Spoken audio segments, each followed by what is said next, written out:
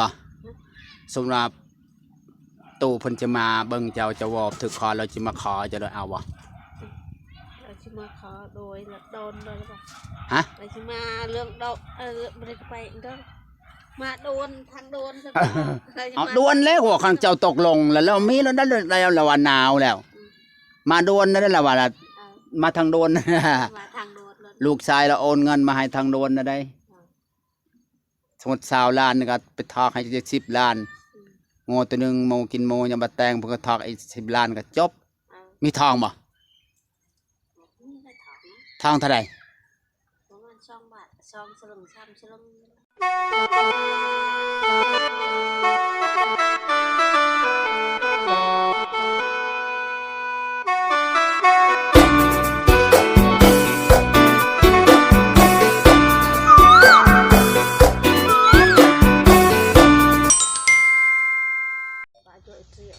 ไอ้น้องสบายดี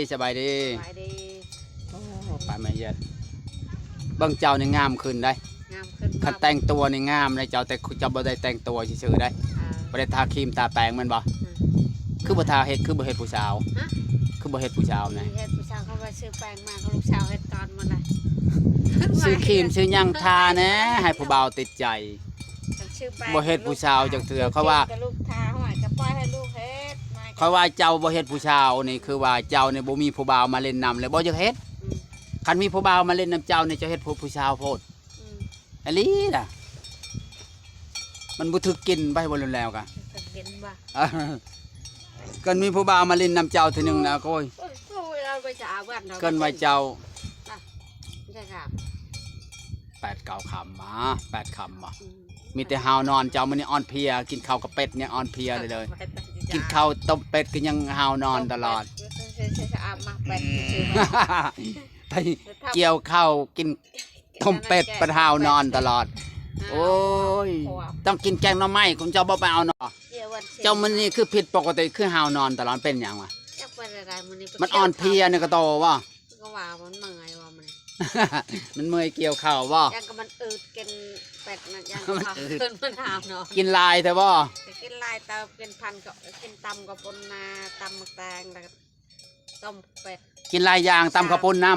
ำลายยางเล็บผเลียงเนาะชมชื่ออืดลายมันกินมันเมื่อยมันอ่อนเพลียสิพ่อว่าแล้วกินลายโพดมันอืดบ่สมมติว่าเอานี่สมมติว่าค่าชิ้นช็อตนี่แพงบ่สู้นี่คือสิบ่แพงบ่ได้เนาะคันแต่งมือเฮือนสิแพงเนาะสู้นี่กะเบิ่งเท่าไหร่กะบ่คันสู้นี่กะประมาณเท่าไหร่คันสู้นี่กะประมาณเท่าไหร่ค่าชิ้นช็อตจากค่าชิ้นช็อตล่ะเขาจะโหนะเขาจะไปโหก่อนโหก่อนแล้วบ่จะไปหาเงินทาไปก่อนใครจะไปหาเงินทาก่อนเขาอยู่โหเขาจะเกียมแล้วเนาะเขาจะเกียมไว้สมมติว่าเอาในค่าชิ้นช็อตแพงบ่เอาซัมโมซัมชาวว่ะคือ30 ล้านซัมโมซัมคูซัมบ้านซัมเมืองไล่มาได้ซัมบ้านซัมเมืองซัมบ้านซัมเมืองมันก็ผู้แพงกับแพงผู้ทึกก็ทึกแล้วว่านำอยู่ในฐานะเฮาได้20 ล้านมันก็เท่าแต่หัวฮะ20 ล้านมันก็เท่าแต่หัวอ้าว20 ล้านงัวตัวนึง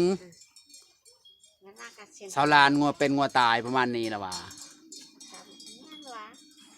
จากแนวหัวน้องไปถามคนไหนก็ไปถามผู้ใหญ่บ่ฮู้ว่าไปซั่นเนาะบ่ฮู้อยู่นำมันอยู่นำผู้ใหญ่เนาะอยู่นำผู้ใหญ่เนาะแพงบ่แพงก็อยู่นำผู้ใหญ่เนาะตามกะเบิ่งก็บ่เกินนั้นเนาะเนาะกะว่าประมาณสมมุติเฮาว่า20 ล้านเฮาก็ต่อสัก10 ล้านเขาไปทอกบันนั้นแต่งก็ทอกหมดบันนั้นเนาะสิประมาณนั้นเนาะแม่นก็มาอยู่ชุดนำผู้ใหญ่เนาะเฮาเป็นลูกเป็นหลานบ่ได้แม่นบ่ไม่ได้หรอกน้ำขาวปลาไม่หยัดในหาวนอนเลยทางอืดตายแล้วมันนี่ผู้บ่าวให้ติดต่อให้เป็นหาวนอนตลอดดิผู้บ่าวเห็นเนี่ยพี่ช้างก็มีแต่อยากนอนตลอดพี่จ๋าเพราะว่าจังคำอยากนอนจังคันหาวนอนไม่ได้กินกาแฟกะเพราวะ บ่ จักยาได้กรอกไหนก็แป๊บใส่ไปจักมาใส่ใส่หมด เออ ก็พอ กินแล้วมันหอดเลยบ่ ยาจะกันเติงสร้างเรื่องกระเตาเป็นเดือนกันล เอง วันนั้น อย่าไปตั้งนะมันนี่ว่าวนี่มัน เตี้ยกับตัวยาหาม เจะบ่ย่านบ่ปิงบ่ย่านมีปิงได้ครบผู้ใดนะว่าตอนเกี่ยวข้าวมีวะ นี่เขาใช้กระเป๋าทอตะคอยไม่ได้ใช้กระเป๋า ครบบ่มื้อนี้ ก็ใช้ทองเชือ มันครบเจ้าอยู่วะ ครบตัวนึงไม่ได้ลายปนายไปจักเราอยู่ลมไปเนาะถ้าขันอยู่ลมในลายในใช้ไปจังได้หมื่น มันบ่ครบคันคนบ่ย่าน ครบอยู่ใช้กระเป๋าคนมันหาเนาะเจ้ากระเป๋าคน เอาเจ้าก็ใช้น้ำนี่ให้มันเย็นเอาน้ำใส่ ใจรามกับอันปันไฮน่ะกระเตาไฮน่ะ บ่ เป็นน้ำกระเตานี่ ใส่น้ำมันบ่ฮ้อนดอก มันมาห้ามันเป็นในกระเตาคือว่าใช้เชื้อลายในห้าวคนบาบักมีกระบอกมันใช้มาได้ คันบ่มีจะให้ผู้บ่าวซื้อให้ มีกระบอกมันใช้มาได้ใช่แล้วมันคือว่ามันห้อนอยู่พี่มันหันใจมาได้มาได้มัน บ่มันบ่เคยใช้อึดอัดบ่ อึดอัดมันใจมาได้ คนบ่เคยใช้เกิบบูดเพิ่นว่าอึดอัดเกี่ยวข้าวเนาะเกี่ยวข้าวมีน้ำเนาะมีปิงน้ำเนาะคำบางคนนี่ปบหาบ่หาบ่มีบ่เด็กน้อยมีบ่ผู้มาเกี่ยวข้าวมีแต่ผู้เฒ่าบ่ มีแต่เด็กน้อยเคยเจนกันนั่นก็ใส่กระบอก ไม่ทำหลักใส่ทงมือใส่ทงตีน คนได้ลูกสาวจะไปเอาเพลินมาได้แบกเลยคักได้ลูกสาวจะไปเอาเพลินเนาะเราไม่ได้แบกแล้วนะเอาเพลินไปขึ้นเอากระโปรงมาจีด้วยเจ้า โบไปแรง ไปล้างรถโตเช็ดยังเนี่ย จีกระโป จีกระโปรง ฉันบอกกับเจกระโปนี่ จีกระโปรงเช็ดอะไรกระโปรง2 โต แจว แจว เห็นบอกกระโปสองตัว อันนี้ว่าอาหารตอนแรง นี่ละ แจวกินกับลูกสาว ตัว โอ้ยกระโปรง2 งาม โต บอกกระโปนี่ แจวกระโปรง2 โตพี่น้องคือว่าอึดไทยกระโปรงฮะ กระโปก็อึด ว่าเด้อสิอึด มันมุมี ฮะ น้ำลายมันมุมี อ้าวน้ำลายสบัดเกี่ยวข้าวฮะน้ำเพียงใดโอ้ยมันก็อยู่ตามคันนาว่ากระปู อยู่ก็ไปเปิดบังวะยากับเพียงอาวไป พกบ่ หกมันจะดาวรู้ดีกว่าอันเบน กระปูฮะโอ้กระปูกลางคืนมันก็หากินแหละกลางคืนมันกลางเว้นมันก็ลี่อยู่น่ะ มันไปน้ำไหลฮะ ตายแล้วจีกระปู2 โต เขียวกับกาดอันปอมปลาจุดมะเขือสับเขียวอย่างกระบอก กิน2 โตเนี่ยอยู่กับแจวกินกับผู้บ่าวจะแซ่บอยู่ดอก แซ่บสองคน อ้าวกินกับผู้บ่าวกินอีหยังก็แซ่บแจวกับปูก็แซ่บ ตอนเป็นพ่อบ่าวกินไปสั่งแซ่บได้ลูกแล้ววันนี้ได้กินไปสั่งบีมเด้อสุดวังคักเด้อ เป็นยังบ่เอ็ม อ้าวมีลูกแล้วก็ลูกก็กินไปน้ำพอกับมาก็ไม่ได้กินแล้ววันนี้ โอ้ยกินหลายคนแห้งแซ่บแห้งมวนละว่ะ ขนาดไปเอิญหาโว้กินไปสั่งบีมกินไปสั่งบีมเด็กตอนอยู่คนเดียวเนี่ยไปได้ลูกได้เมียเนาะคืดได้คืดคักแล้วบ่ คนเฮาก็ยังมีครอบมีครัวเต็นกเต็นโนก็ยังมีขู่ประชายังคนแห้งยังมีเลยบอกจะไปอยู่นอนหนาวบ่หนาวบ่นอนกลางคืนหนาวบ่นอนคืน หนาวก็เขาต้มพม ต้มผ้าห่มแล้วอุ่นบ่ เขาไม่ได้อุ่นแล้ว ฮ่านเห็นบ่บ่คือนอนไกลผู้บ่าวผัวได้ลูกผัวได้มันอุ่นได้อายคิงมันชูนเข้ากันมันก็อุ่นเข้าไปแล้วว่ะนอนผู้เดียวพลิกทางใดก็เย็นพลิกไปทางใดก็เย็นแม่นบ่ถึกบ่ค่อยเว้าเจ้าคิดสังเกตเฮามีครอบครัวกับอยู่ผู้เดียวนี่เอ้าหานอนผู้เดียวกับนอนมีหมู่อ่ะถ้ามันมีนอนกับลูกนี่อุ่นขนอนกับลูกเนาะ ลูกก็อุ่นนะ แล้วมันได้นอนนำเจ้า นอน นอนนำกันว่ะขนอนนำกันก็สิอุ่นอยู่ดอก อุ่น ฮะก็นอนผู้เดียวนี่เจ้านี่ยันหนาวอยู่ดอก นอนเดียวเย็น กันก็ว่าเลยนอนผู้เดียวก็เย็นๆบ่นอนผู้เดียว นอนคนเดียว ฮะมันบ่มีอายคิงเนาะ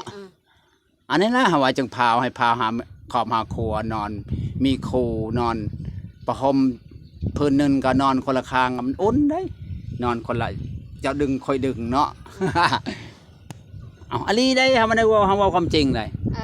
แม่นว่ะคือคอยในนอนผู้เดียวประตูประหมไรบนก็มันบ่อุ่นมันบ่มีหมู่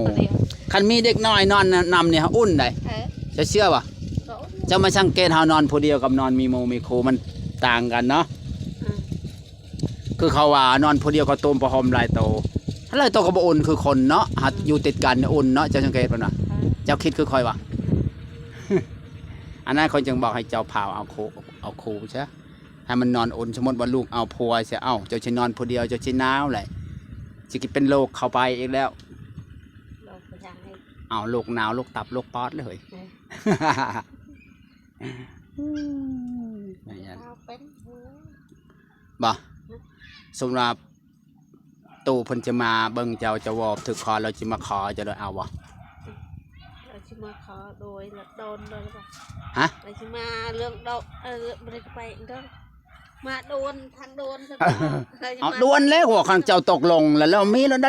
แล้วว่าหนาวแล้ว มาดวนนั่นแหละว่ามาทางโดน มาทางโดนเลย ลูกชายเราโอนเงินมาให้ทางโดนนะได้สมมติ20 ล้านนี่ก็ไปทอกให้10 ล้านโง่ตัวหนึงโมกินโมยังมาแต่งเพิ่นก็ทอกไอ้10 ล้านก็จบมีทองบ่ ไม่ถอนนะ ทองเท่าไหร่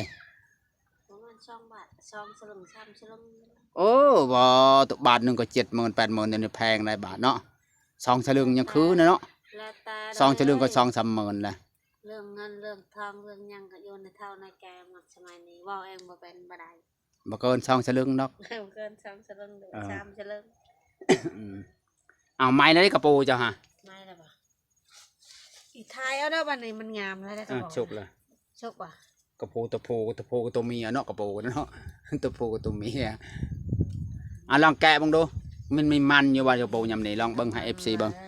แกะบังดูมันอยู่บ่ เด้อหานนี่ให้มันให้ แกะดูตัวนั้น2 ตัว ประมาณ เพิ่นสิจีกระปู2 ตัว นี่ตัวนี้ยังบ่มัน ตัวนั้นคือสิมัน มันยังน้อยเนาะ ยังน้อยเนาะตัวนี้ มันไข่ อ๋อ ขนาดตัวผู้เนาะ เจ้าโพ ตัวผู้คือว่างามจังวะ อันนี้มันน้อยก็มันใหญ่นะ ป่าแม่ยัดเพิ่นสิจีกระปูแจ่วกินกับลูกสาวเพิ่นว่ายังบ่มีครูเนาะกินกับลูกสาวก่อนถ้ามีครูจึงมีกินกับครูเพิ่นว่าเนาะ โอ้เพิ่นว่าอยากมีครูอยู่พี่น้องเอ้ยเพิ่นว่านอนหนาวแหละนอนกับลูกกับหลานก็อุ่นอยู่คือครอบครัวเนาะมีครอบมีครัวก็นอนเป็นอะไรอุ่นเข้าไปเลยตุ่มประหมบางก็อุ่นแล้วเนาะเขามีครูเนาะ แซ่บบ่ ตอนนั้นมันชอบบ่ โอ้ขำแล้วมันได้จบคลิปจำนี้เนาะสบายดี สวัสดี